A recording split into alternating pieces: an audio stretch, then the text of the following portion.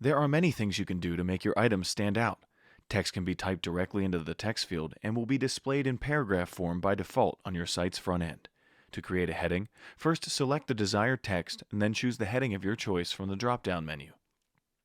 Other features in this top row of icons include bold, italic, underline, and strike-through text, but I would caution against using these. Sure, it's familiar to you if you've ever typed in a Word document before, but we have all the styles of text as seen on the rest of your site saved in the various presets that are in the drop-down box just an inch away. The default is set to paragraph, which is how the main body of your site will look. Other options include headings 1 through 6, and a few others that aren't used quite as much. These settings will be how all the text is displayed on your site, and for congruency's sake, it's advised to only use these presets instead of formatting the text yourself. It doesn't matter if all you want is for the text to be bigger, there's a setting for that. And should you have trouble finding it, please give us a call before formatting your own text. You'll see why in a bit. Between these two sections is the paragraph alignment section. You can align your text to the left, right, and center, or justify your text. The next line of icons allow you to format your text further. You can choose a font family and a size for your font, change the font color, and even highlight your text. But as previously stated, these should be avoided.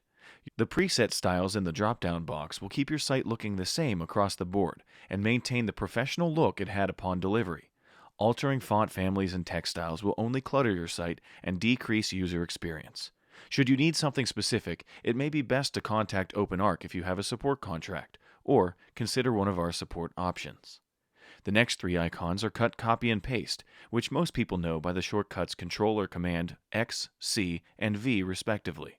And those keyboard shortcuts, as well as many others, do work in this window.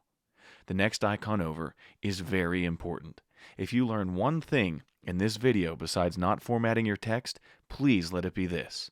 It looks like a clipboard with a letter T on it. This allows you to paste as plain text. Let me explain what this means and why it's so important. If you write your articles in a word processor or have copied the text from some other document such as an email, be sure to paste it in as plain text or your articles will take on the exact styles as the source they were copied from and not the styles congruent with the rest of your site. In other words, not copying as plain text is akin to clicking every text formatting button available all at once.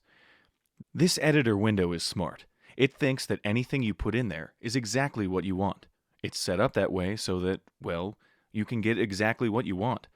This does cause plenty of problems with our customers though, and the simple solution is the Paste as Plain Text button. When all you're after is the text, paste as plain text and it will skip all the styles associated with it. You may not think that there are any, but just look at the example I'm showing you now. I don't mean to try to confuse you with code, and the purpose of this is not to try and teach you to become a coding wizard like someone on the OpenArc team. Just to teach you what you are doing when you click these formatting buttons or paste without using the Paste as Plain Text button. I've copied some text from a random website about cats. I've pasted the first example into this K2 item with the copy and paste command. Just below it, I've used the Paste as Plain Text option and pasted the same text.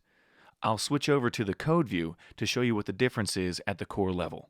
This view is how the wizards at OpenArc create your entire site. Don't get confused. I'm not going to try to teach you how to code anything. When pasted as plain text, the text was pasted inside these tags called paragraph tags. That's it. It uses the paragraph formatting we set up in the drop-down box I mentioned earlier. Here is the text without the plain text option. When looking at this code, you don't have to be a genius to know that something is seriously different here. I'm not going to bother explaining what all of this stuff is or what it does, but even you should know at this point that it's wrong and it does not belong. Please keep this Paste as Plain Text button in mind when pasting content from an outside source into your website. You'll be very glad you did.